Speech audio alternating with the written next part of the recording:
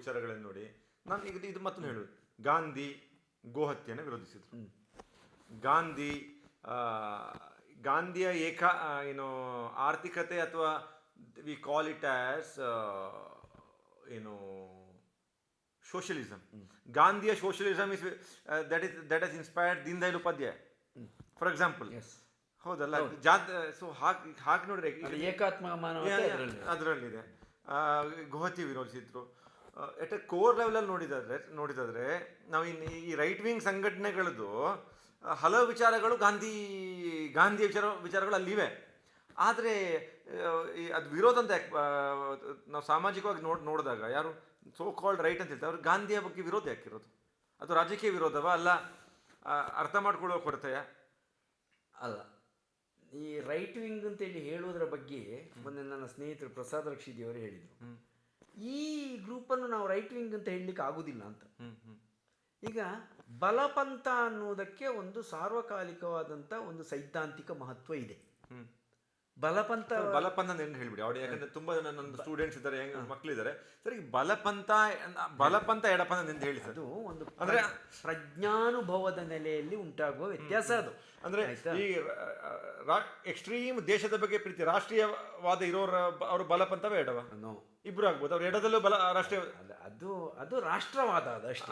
ಅದೇ ಬೇರೆ ಪಂಥ ಉಂಟಾಗಿ ಬೇರೆ ಆ ಪಂಥವೇ ಬೇರೆ ಉಂಟು. ಬಲಪಂಥ ಅಂತೇಳಿ ಹೇಳಿದ್ರೆ ಅದನ್ನು ಸಿಂಪಲ್ ಆಗಿ ಅರ್ಥ ಮಾಡಿಸುವುದು ಅಂತೇಳಿ ಆದರೆ, ಇದು ಧಾರ್ಮಿಕ ಮತ್ತು ಸಾಮಾಜಿಕ ದೃಷ್ಟಿಯಲ್ಲಿ ಬಲಪಂಥ ಅಂತೇಳಿ ಹೇಳಿದರೆ ಟ್ರೆಡಿಷನಲ್ ಆಗಿ ನಿರ್ಮಾಣವಾಗಿರುವ ವ್ಯವಸ್ಥೆ ಸರಿ ಇದೆ, ಅದನ್ನು ನಾವು ಫಾಲೋ ಮಾಡ್ತಾ ಅದರಲ್ಲಿ ಬೇಕಾದಂಥ ಬದಲಾವಣೆಗಳನ್ನು ಮಾಡಿಕೊಂಡು ಮುಂದುವರಿಯೋಣ ಅನ್ನುವುದು ಧಾರ್ಮಿಕ ಮತ್ತು ಸಾಮಾಜಿಕ ವ್ಯಾಪ್ತಿಯಲ್ಲಿ.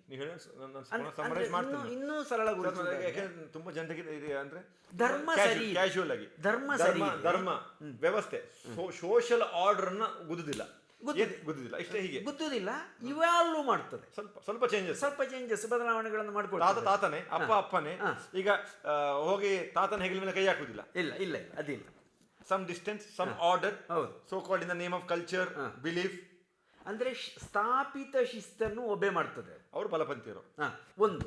ಎರಡನೇದು ಇಕನಾಮಿಕಲ್ ಪರ್ಸ್ಪೆಕ್ಟಿವ್ ಅಲ್ಲಿ ನೀವು ಹೇಳುವುದು ಅಂತ ಹೇಳಿದ್ರೆ ಅಲ್ಲಿ ಇಷ್ಟೇ, ವ್ಯಕ್ತಿಯ ಸ್ವಾತಂತ್ರ್ಯದಲ್ಲಿ ಬಿಟ್ಟುಬಿಡು ಅಂತ. ಪ್ರೈವೇಟೈಸೇಷನ್, ಇನ್ನೊಬ್ಬರಿಗೆ ಮೂಗು ತೋರಿಸಬಾರ್ದು, ವ್ಯಕ್ತಿ ಸ್ವಾತಂತ್ರ್ಯಕ್ಕೆ ಬಿಟ್ಟುಬಿಡು. ಈಗ ನೀವು ಒಂದು ಫರ್ಮ್ ಮಾಡಬೇಕಾ, ಒಂದು ಘಟಕವನ್ನು ಮಾಡಿ ಉದ್ಯಮವನ್ನು ಮಾಡ್ತೀರಾ, ಮಾಡ್ಕೊಳ್ಳಿ ನೀವು. ಅದಕ್ಕೆ ಗವರ್ಮೆಂಟ್ ಲೈಸೆನ್ಸ್ ಕೊಡ್ಲಿಕ್ಕೆ ಯಾಕೆ ಹೋಗ್ಬೇಕು? ನಿಮ್ಮ ಸಾಮರ್ಥ್ಯಕ್ಕೆ ಅನುಗುಣವಾಗಿ ನೀವು ಬೆಳವಣಿಗೆಯನ್ನು ಮಾಡಿ ಅಂತೇಳಿ ಹೇಳುವಂಥದ್ದು ಇದು ಬಲಪಂಥ ಈಕ್ವಲ್ ಟು ಕ್ಯಾಪಿಟಲಿಸಮ್. ಬಲಪಂಥ in sum it is capitalism. So ಬಲಪಂಥ is more close to capitalism. ಅಲ್ಲ, ಬಲಪಂಥ ಕ್ಯಾಪಿಟಲಿಸಮ್. ಯಾರಿಗೆ ಎಷ್ಟು ಶಕ್ತಿ ಇದೆ ಅಷ್ಟು ದುಡ್ಡು ಮಾಡಿ. ಲೇಸಸ್ ಎಫೇರ್ ಪಾಲಿಸಿ ಅಂದ್ರೆ ಸರ್ಕಾರ ಲೇಸಸ್ ಎಫೇರ್ ಪಾಲಿಸಿ ಅಡಾಪ್ಟ್ ಮಾಡ್ಕೊಳ್ಬೇಕು ಅನ್ನೋದು ಬಲಪಂಥ. ಆದರೆ ಈ ಬಲಪಂಥದಲ್ಲಿಯೂ ಒಂದು ಪರಿಕಲ್ಪನೆ. ಈಗ ಫಸ್ಟ್ ಗೆ ಮೇನ್ ಡಿವಿಷನ್ ಬಲ ಎಡ, ಮತ್ತೆ ಎಕ್ಸ್ಟ್ರೀಮ್ ಬಲ ಎಕ್ಸ್ಟ್ರೀಮ್ ಎಡಕ್ಕೆ ಹೋಗುವ.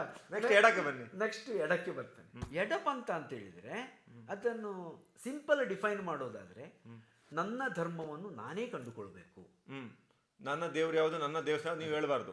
ಅಲ್ಲ, ಹೇಳಬಾರ್ದು. I will find my own god. ಏನು ಮಾಡ್ತದೆ ಎಡಪಂಥದ ಆಶಯ ಏನು ಅಂತ ಹೇಳಿದ್ರೆ, ಸ್ಥಾಪಿತವಾದ ವ್ಯವಸ್ಥೆಯೇ ಶೋಷಕವಾಗಿದೆ, ಅದನ್ನು ಶಾಟರ್ ಮಾಡು. ಆ ಸ್ಥಾಪಿತವಾದ ವ್ಯವಸ್ಥೆಯನ್ನು ಬ್ರೇಕ್ ಮಾಡಿ ಹೊಸ ವ್ಯವಸ್ಥೆಯನ್ನೇ ನಿರ್ಮಾಣ ಮಾಡಬೇಕು ಅನ್ನುವುದು ಎಡಪಂಥ.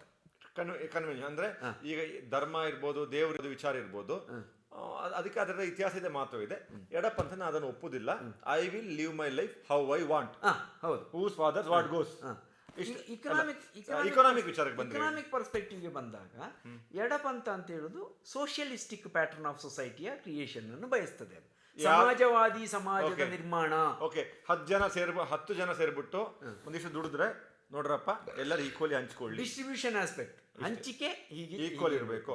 ವೀಕ್ಷಕರೇ, ಗ್ರಾಸ್ ಬಲಪಂಥ, ಗ್ರಾಸ್ ಎಡಪಂಥದ ಮೇನ್ ಡೆಫಿನಿಷನ್ ಅರ್ಥ ಆಯ್ತು. ಸರ್, ಆಕ್ಚುಲಿ ನಮ್ಮ ಇಂಟರ್ವ್ಯೂ ಕರೆಕ್ಟಾಗಿ ಶುರು ಆಗಿದ್ದಿಲ್ಲ, ಯಾಕಂದ್ರೆ ನಾವು ಕಂಫರ್ಟೇಬಲ್ ಆಗಿದೆ. ಸರ್, ಈಗ ಬಲಪಂಥಕ್ಕೆ ಒಂದು ಎಕ್ಸಾಂಪಲ್ ವ್ಯಕ್ತಿಯಲ್ಲಿ ಜೀವಂತ ಇರೋರು ಬೇಡ, ಎಡಪಂಥ ಒಂದು ಎಕ್ಸಾಂಪಲ್ ವಿತ್ ಎಕ್ಸಾಂಪಲ್ ವಿವರಿಸಿ. ಯಾಕಂದ್ರೆ ನೀವು ಮೇಷ್ಟ್ರು, ಎಕ್ಸಾಂಪಲ್ ಕೊಡಿ. ನಾನು ನಿಮ್ಮ ಸ್ಟೂಡೆಂಟ್. ಈಗ ವ್ಯಕ್ತಿಯ ಎಕ್ಸಾಂಪಲ್ ಕೊಡಬೇಕಾ? ವ್ಯಕ್ತಿಯ ಎಕ್ಸಾಂಪಲ್ ಕೊಡಬೇಕು ಈ ಗ್ರಾಸ್ ಡೆಫಿನಿಷನ್ ಅಲ್ಲಿ. ಒಂದು ಗ್ರಾಸ್ ಡೆಫಿನಿಷನ್ ಅಲ್ಲಿ ಸರ್ ಈಗ ನಾವು ಗಾಂಧಿ ಬಗ್ಗೆ ಮಾತಾಡ್ತಿದ್ದೇವೆ. ಅಲ್ಲ, ಗಾಂಧಿ ವ್ಯವಸ್ಥೆಯನ್ನು ಒಪ್ತಾರೆ, ಕೆಲವು ವಿಚಾರದಲ್ಲಿ ಕೆಲವು ವಿಚಾರದಲ್ಲಿ ಗಾಂಧಿ ಬಲ, ಹಾಗಾದ್ರೆ ಆರ್ಥಿಕ ವಿಚಾರದಲ್ಲಿ ಗಾಂಧಿ ಎಡ ಅಂತ ಕಾಣ್ತಾರೆ. ಗಾಂಧಿ ಒಬ್ಬ ಶುದ್ಧ ಬಲಪಂಥೀಯನೇ. ಓಕೆ, ಗಾಂಧಿ ಎಡಪಂಥೀಯ ಅಲ್ಲ, ಗಾಂಧಿ ಒಬ್ಬ ಶುದ್ಧ ಬಲಪಂಥೀಯನೇ. ಸರ್ ಮತ್ತೆ ನಮ್ಮ ಸೋಕಾಲ್ಡ್ ಬಲಪಂಥೀಯರು ಇವರು ಅಲ್ಲ ಅಂತ, ಇವರು ಬಲಪಂಥೀಯರಲ್ಲ, ಇವರು ಯಾರು ಅವರದ್ದಕ್ಕೆ ಮತ್ತೆ ಬರುವ. ಅಲ್ಲ, ಈಗ ಗಾಂಧಿ ವಿರೋಧಿಗಳು ಅನ್ಯಾಯವಾಗಿ ನಮ್ಮ ಗಾಂಧಿನ ಅವರಿಗೆ ಕನ್ಸಿಡರ್ ಮಾಡಿದ, ಅವರಿಗೆ ಕನ್ಸಿಡರ್ ಮಾಡಿದ್ದಲ್ಲ, ಅವರದ್ದು ಬೇರೆ ಉಂಟು. ಅವರಿಗೆ ಸೈದ್ಧಾಂತಿಕ ಸ್ಪಷ್ಟತೆ ಇಲ್ಲದ ಗ್ರೂಪ್ ಅದು. ಸರ್ ಈಗ ನನಗೆ ಒಂದು ಗ್ರಾಸ್ ಬಲಪಂಥಕ್ಕೆ ಒಂದು ಎಕ್ಸಾಂಪಲ್, ಎಡಪಂಥ ಎಕ್ಸಾಂಪಲ್ ಕೊಟ್ರೆ, ಈಗ ನನಗೆ ನಿಮ್ದು ಸ್ಟೂಡೆಂಟ್ 5 ಮಾರ್ಕ್ ಕ್ವಶನ್ ಬರೀತಿರೋದು, ಈಗ 4 ಮಾರ್ಕ್ ಬಂದಿದೆ. ಎಡಪಂಥಕ್ಕೆ ಕಾರ್ಲ್ ಮಾರ್ಕ್ಸ್ ಇದ್ದಾರಲ್ಲ, ಎಡಪಂಥಕ್ಕೆ ಕಾರ್ಲ್ ಮಾರ್ಕ್ಸ್ ಇದ್ದಾರಲ್ಲ. ಬಲಪಂಥಕ್ಕೆ ನಾನು ಹೇಳಿದಲ್ಲ, ಗಾಂಧಿ ಇದ್ದಾರೆ ಬಲಪಂಥ, ರಾಜಾಜಿ ಇದ್ದಾರೆ, ರಾಜಾಜಿ ಇದ್ದಾರೆ, ಟು ಎನ್ ಎಕ್ಸ್ಟೆಂಟ್ ನೆಹರು ಇದ್ದಾರೆ. ನೆಹರು ಬಲಪಂಥ ಅಲ್ಲ, ಬಲಪಂಥ ಅಲ್ಲ. ಹಾಗೆ ನೋಡಿ ಸುಭಾಷ್ ಚಂದ್ರ ಬೋಸ್ ಬಲಪಂಥ ಅಲ್ಲ, ಬಲಪಂಥ ಅಲ್ಲ. ಸೊ ಹಾಗಾಗಿ ಕೋರಿಗೆ ಹೋದ್ರೆ ಬಲಪಂಥ ಉಳ್ಕೊಳ್ಳೋದು ಗಾಂಧಿ ಮಾತ್ರ. ಅಪ್ಪಟ ಹಿಂದೂ ಅಲ್ಲ, ಅಪ್ಪಟ ಧಾರ್ಮಿಕ ಅವರು. ಮತ್ತೆ ನೀವು ನೋಡಿ, ಗಾಂಧಿಯನ್ನು ನಾನು ಬಹಳಷ್ಟು ಮೆಚ್ಚಿಕೊಳ್ಳುವವ, ಆದರೆ ಗಾಂಧೀಜಿಯವರ ಮಹಿಳಾ ಚಿಂತನೆಗಳನ್ನು ಒಪ್ಕೊಳ್ಳಿಕ್ಕೆ ನನಗೆ ಆಗುವುದಿಲ್ಲ. ಯಾಕೆಂದ್ರೆ ಮಹಿಳೆಯರನ್ನು ಗಾಂಧಿ ಒಬ್ಬ ಆದರ್ಶ ಭಾರತೀಯ ನಾರಿಯಾಗಿ ನೋಡ್ತಾರೆಯೇ ಹೊರತು ಒಂದು ಸ್ವತಂತ್ರ ವ್ಯಕ್ತಿತ್ವವಾಗಿ, ತನ್ನದೇ ಆಕಾಂಕ್ಷೆಗಳಿರುವ ವ್ಯಕ್ತಿತ್ವವಾಗಿ ಅವರು ಹೆಚ್ಚು ಕಾಣುವುದಿಲ್ಲ. ಹಾಗೆ ನೋಡಿ ನಾನು ಹೇಳ್ತಿದ್ದೆ, ಹಾಗೆ ನೋಡಿದ್ರೆ ಒಂದು ಹೆಣ್ಣಿನ ವಿಷಯದಲ್ಲಿ Nehru was A very liberal man. Nehru ತುಂಬಾ ಲಿಬರಲ್ ಆಗಿದ್ರು. ಸ್ತ್ರೀಯರ ವಿಚಾರದಲ್ಲಿ ನೆಹರುವೇ ಹೆಚ್ಚು ಆಕ್ಸೆಪ್ಟೇಬಲ್. ಪಾಸಿಬಲ್ ಬಿಕಾಸ್ ಅವರ ಸ್ಕೂಲಿಂಗ್ ಕೂಡ ಇಂಗ್ಲೆಂಡ್ ಅಲ್ಲಿ ಆಗಿತ್ತು ಆ ಟೈಮಲ್ಲಿ. ಅದು ಒಂದು ಕಾರಣವೇ ಅದು. ಸರಿ, ಸುಭಾಷ್ ಚಂದ್ರ ಬೋಸ್ ಅವರು ಸೋಷಿಯಲಿಸ್ಟೇ. ಸುಭಾಷ್ ಚಂದ್ರ ಬೋಸ್ ಸಮಾಜವಾದಿ ಒಲವಿರುವವರು, ಶುದ್ಧ ಸಮಾಜವಾದಿಗಳು ಅಂತಲ್ಲ. ನೆಹರು ಅವರು ಕೂಡ ಸಮಾಜವಾದಿ ಒಲವಿದ್ದವರು. ಆದರೆ ನೋಡಿ, ಬಲಪಂಥ ಅಂತ ಹೇಳಿದ ಕೂಡಲೇ ಅದನ್ನು ನೆಗೆಟಿವ್ ಆಗಿ ತಗೊಳ್ಬಾರ್ದು. ಈಗ ನಾನು ಗಾಂಧಿ ಈ ವಿಚಾರಕ್ಕೆ ಬರ್ತೀನಿ. Did Gandhi oppose equal distribution of wealth? ಇಲ್ಲ. ಡಿಸ್ಟ್ರಿಬ್ಯೂಷನ್ ಹಾಗಾದ್ರೆ ಅವ್ರನ್ನ ಯಾಕೆ ನೀವು ಎಡಕ್ಕೆ ಹಾಕುದಿಲ್ಲ? ಎಡಕ್ಕೆ ಹಾಕ್ಲಿಕ್ಕೆ ಆಗುದಿಲ್ಲ ಅವರು. ಯಾಕೆ ಅಂತ ಹೇಳಿದ್ರೆ ಅವರದ್ದು ಉತ್ಪಾದನಾ ಮೆಥಡೇ ಚೇಂಜ್ ಅವರದ್ದು. ಓಕೆ, ಅಂದ್ರೆ ಡಿಸ್ಟ್ರಿಬ್ಯೂಷನ್ ಎಷ್ಟಾಯ್ತೋ ಅದನ್ನು ಈಕ್ವಲ್ ಆಗಿ ಹಂಚಿಕೆ ಮಾಡಿ ಅಂತ ಹೇಳುದು ಎಡಪಂಥ. ಇನ್ನವೇ ಇವರು ಜಾಸ್ತಿ ಡಿಸ್ಟ್ರಿಬ್ಯೂಷನ್ ಮಾಡಬೇಡಿ ಹೇಳ್ತಾ ಇರೋದು, ಉತ್ಪಾದನೆಯನ್ನೇ ನಿಮಗಿಂತ ಜಾಸ್ತಿ, ಬೇಕಾದಕ್ಕಿಂತ ಜಾಸ್ತಿ ಮಾಡಬೇಡಿ ಅಂತ ಗಾಂಧಿ ಹೇಳ್ತಾ ಇರೋದು. ಆಗ ನೀವು ಇಲ್ಲ ಹೇಗೆ ಸೇರಿಸ್ತೀವಿ? ಒಂದು ಪಂಚೆ ಬೇಕು, ಒಂದು ಪಂಚೆ ಮಾಡ್ಕೊಳ್ಳಿ, ಮಾಡ್ಕೊಳ್ಳಿ, ನಿಮಗೆ ಎಷ್ಟು ಬೇಕೋ ಅಷ್ಟನ್ನು ಮಾಡ್ಕೊಳ್ಳಿ ಅಂತ ಹೇಳಿ ಹೇಳುವವರು, ನೀವು ಎಷ್ಟು ಉತ್ಪಾದನೆ ಮಾಡಿದ್ರು ಅದನ್ನು ಈಕ್ವಲ್ ಆಗಿ ಹಂಚಿಕೆ ಮಾಡಿ ಅಂತ ಹೇಳಿ ಹೇಳುವವರು ಒಂದೇ ಆಗುದಿಲ್ಲ. ಸರಿ, ಪುನಃ ನಾವು ಸ್ವಲ್ಪ ಮಿಸ್ಟೇಕ್ ಕ್ಲಾಸ್ ಹಿಂದೆ ತಗೊಂಡು ಹೋಗುವ. ಬಲ ಮತ್ತೆ ಎಡ ಅಂತೇಳಿ ಗ್ರಾಸ್ ಡೆಫಿನೇಷನ್ ಆಯ್ತು. ಈ ಎಕ್ಸ್ಟ್ರೀಮ್ ಬಲ, ಎಕ್ಸ್ಟ್ರೀಮ್ ಎಡ ಅಂದ್ರೆ ಅಂತ, ಎಕ್ಸ್ಟ್ರೀಮ್ ಎಡ, ಎಕ್ಸ್ಟ್ರೀಮ್ ಬಲ ಅಂತ ಇಲ್ಲ. ಅದೇ ನಾವು ಸುಮ್ಮನೆ ಅದನ್ನು ಗುರುತಿಸ್ಲಿಕ್ಕೆ ಅತಿರೇಕವಾದಿಗಳು ಅಂತ ಹೇಳ್ತೇವೆ. ಅದಿಲ್ಲ. ನಾವೇ ಜೋಕ್ ಮಾಡ್ತೇನೆ ಅಂತ ಗೊತ್ತುಂಟಾ? ಇದು ಅಲ್ಲ, ಅದಕ್ಕೆ ನಾನೀಗ ಹೊಸ ಶಬ್ದವನ್ನು ಹುಟ್ಟುಹಾಕಿದ್ದೇನೆ. ಹೇಳಿ, ಇದು ಸಮಸ್ಯೆ ಆಗುದು ಬೇಡ ಅಂತ ಹೇಳಿ. ಹಿಂದುತ್ವವಾದಿಗಳು ಮತ್ತು ಅಹಿಂದುತ್ವವಾದಿಗಳು ಅಂತ. ಆಯ್ತಾ? ಹಿಂದುತ್ವವಾದಿಗಳು ಮತ್ತು ಅಹಿಂದುತ್ವವಾದಿಗಳು ಅಂತ. ಈ ಹಿಂದುತ್ವವಾದಿಗಳು ಅಂತ ಹೇಳಿದ್ರೆ ಯಾರು ಅಂತ, ಅದನ್ನು ನಾವು ಬಲಪಂಥ ಅಂತೇಳಿ ಭಾವಿಸ್ಲಿಕ್ಕೆ ಆಗುದಿಲ್ಲ. ಯಾಕೆ ಆಗುದಿಲ್ಲ ಅಂದ್ರೆ, ಬಲಪಂಥ ಅನ್ನುವುದು ರಾಜಕೀಯವನ್ನು ಮಾತ್ರ ಅಟೆಂಡ್ ಮಾಡುವಂತ ಸಿದ್ಧಾಂತ ಅಲ್ಲ. ಜೀವನದ ಸಕಲ ವ್ಯವಸ್ಥೆಗಳನ್ನು ಅದು ಅಟೆಂಡ್ ಮಾಡ್ತದೆ. ಈಗ ಒಂದು ಧರ್ಮ, ಫಾರ್ ಎಕ್ಸಾಂಪಲ್, ಒಬ್ಬ ಒಳ್ಳೆ ಬಲಪಂಥಿ ಅಂತ ಹೇಳಿದ್ರೆ ಅವನಿಗೆ ಫ್ಯಾಮಿಲಿ ವ್ಯವಸ್ಥೆಯಲ್ಲಿ ನಂಬಿಕೆ ಇದ್ದ ಕಾರಣ ಅವನು ವಯಸ್ಸಾದ ತನ್ನ ತಾಯಿ ನೋಡ್ಕೊಳ್ಬೇಕು. ಹೌದು. ಚಿಕ್ಕ ಮಕ್ಕಳನ್ನ ಎಜುಕೇಶನ್ಗೆ ಅಟೆಂಡ್ ಆಗಬೇಕು. ಅಂದ್ರೆ ನಿಮ್ ಪ್ರಕಾರ ಒಳ್ಳೆ ಬಲಪಂಥಿ ಆಗುದು, ಒಂದು ಒಳ್ಳೆ ಸಮಾಜ ನಾಗರಿಕ ಆಗುದು ದೊಡ್ಡ ಸಾಧನೆ. ಅದು ಒಬ್ಬ ಒಳ್ಳೆ ಬಲಪಂಥಿ ಏನಾಗೋದು ಅಷ್ಟು ಸುಲಭ ಇಲ್ಲ. ಈ ಎಲ್ಲ ಸೋಷಿಯಲ್ ವ್ಯವಸ್ಥೆಯನ್ನು ಅರ್ಥ ಮಾಡ್ಕೊಂಡು ಅದರ ಪ್ರಕಾರ ಬದುಕಿ ಎಲ್ಲ ಸೋಷಿಯಲ್ ಜವಾಬ್ದಾರಿಯನ್ನು ಅಟೆಂಡ್ ಆಗುದು. ಒಳ್ಳೆ ಗಂಡ, ಒಳ್ಳೆ ಮಗ, ಒಳ್ಳೆ ಅಪ್ಪ. ಹೌದು, ಬಹಳ ಕಷ್ಟ ಉಂಟು, ಸುಲಭ ಇಲ್ಲ. ಯಾಕೆಂದ್ರೆ ಧರ್ಮ ಅಂದ್ರೆ ಏನು? ಧರ್ಮ ಅಂತ ಹೇಳಿದ್ರೆ ನೆಹರು ಬಹಳ ಚಂದದಲ್ಲಿ ಎಕ್ಸ್ಪ್ಲೈನ್ ಮಾಡ್ತಾರೆ. ಧರ್ಮದ ಜವಾಬ್ದಾರಿಗಳೇನು? ಧರ್ಮ ಅಂತ ಹೇಳಿ ಹೇಳಿದ್ರೆ, ಧರ್ಮ ಎನ್ನುವ ಪದದ ಅರ್ಥ ಕರ್ತವ್ಯ ಅಂತ ಹೇಳುವುದನ್ನು ಡಿಸ್ಕವರಿ ಆಫ್ ಇಂಡಿಯಾದಲ್ಲಿ ಹೇಳ್ತಾರೆ.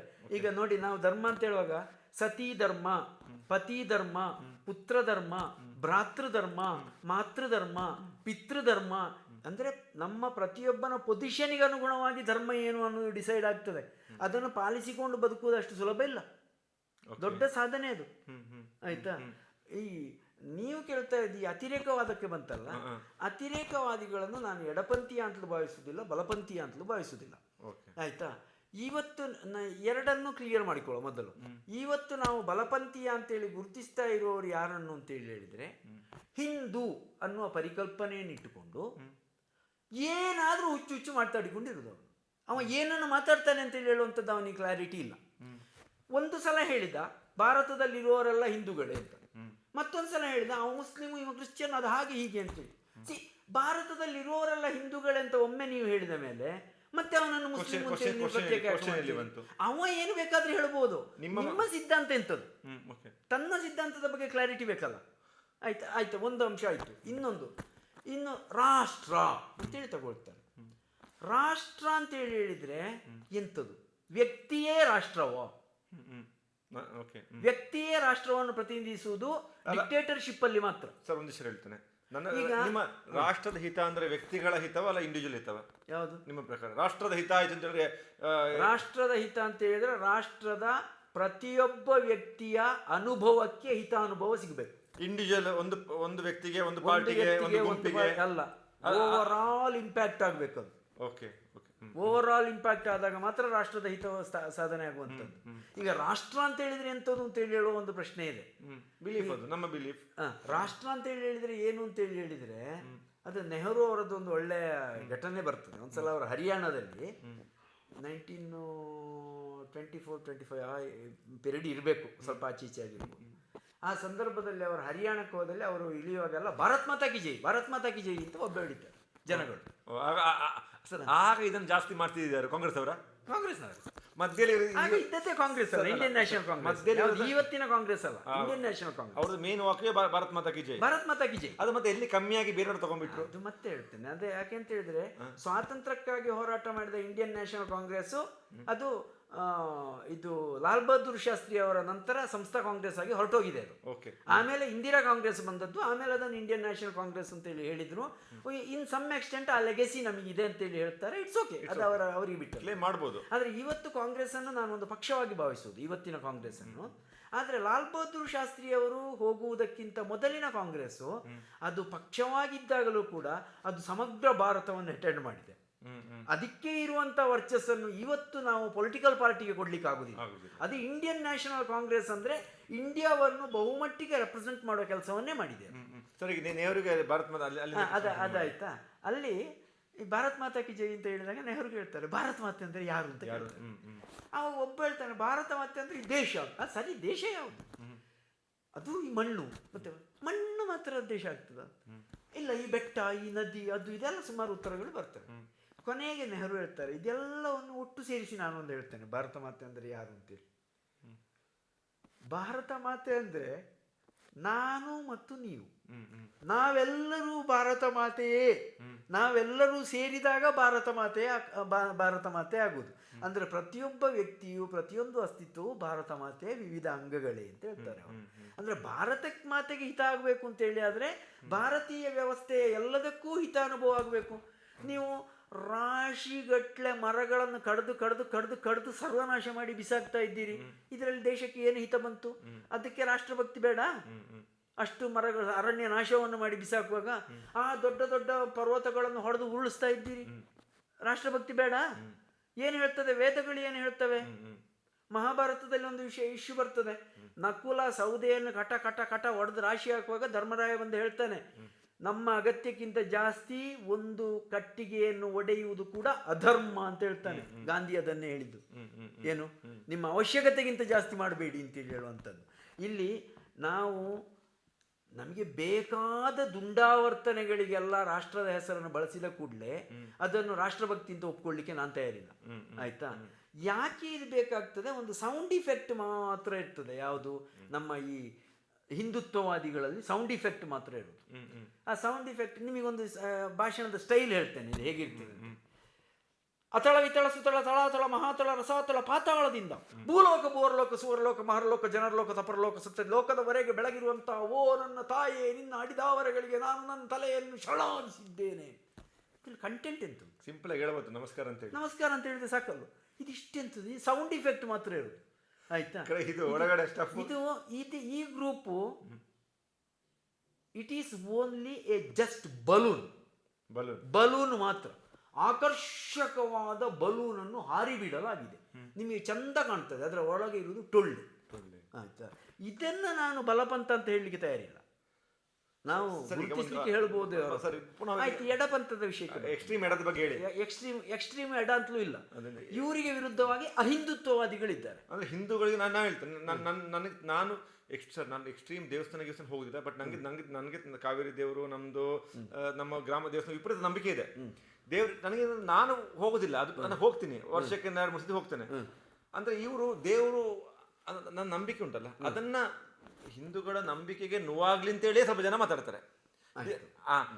ಸೊ ಅದನ್ನ ನಾವು ಎಕ್ಸ್ಟ್ರೀಮ್ ಎಡ ಅಂತ ಹೇಳೋದು. ಅದರಲ್ಲಿ ತುಂಬಾ ಗಮ್ಮತ್ತುಂಟು, ಅಂದ್ರೆ ಭಾರಿ ಗಮ್ಮತ್ತಿದೆ, ಭಾರಿ ಗಮ್ಮತ್ತಿದೆ. ಅದೇ ಈಗ ನನ್ನ ದೇವರು, ನಾನು ಗಣೇಶನಿಗೆ ಹೊಟ್ಟೆ ಇದೆ, ಕೃಷ್ಣ ಕಳ್ಳ ಅಂತ ಹೇಳ್ತೀನಿ. ಆಯ್ತು, ಅದನ್ನ ನನ್ನ ದೇವ್ರಿಗೆ ನಾನು ಹೇಳೋದಾಗ ಅದು ನನ್ನ ಅಕ್ಸೆಪ್ಟೇಬಲ್. ಅಂದ್ರೆ ಮತ್ತೊಂದು ವ್ಯಕ್ತಿ ಹೇಳಿದಾಗ ನಮಗೆ ಉಳಿದು ಬಿಡ್ತದೆ, ಇರಿಟೇಷನ್ ಆಗ್ತದೆ ಅಲ್ಲ, ಅದು ಭಾವನೆಗೆ ಸಂಬಂಧಪಟ್ಟ ವಿಚಾರ. ಅದನ್ನು ಮತ್ತೆ ಬರುವ ಇಲ್ಲೀಗ ಇದು ಎಡದ ಎಕ್ಸ್ಟ್ರೀಮ್ ಅಂತ ಹೇಳ್ತೇವಲ್ಲ, ಎಡದ ಎಕ್ಸ್ಟ್ರೀಮ್ ಅಲ್ಲ, ಅಹಿಂದುತ್ವವಾದಿಗಳು ಯಾರು ಅಂತ ಹೇಳ್ತೇನೆ. ಅಹಿಂದುತ್ವವಾದಿಗಳು ಅಂತೇಳಿ ಹೇಳಿದರೆ ಅವರು ಪಕ್ಕಾ ಜಾತಿವಾದಿಗಳು. ಆಯ್ತಾ? ಓಕೆ. ಯಾಕೆ ಅಂದರೆ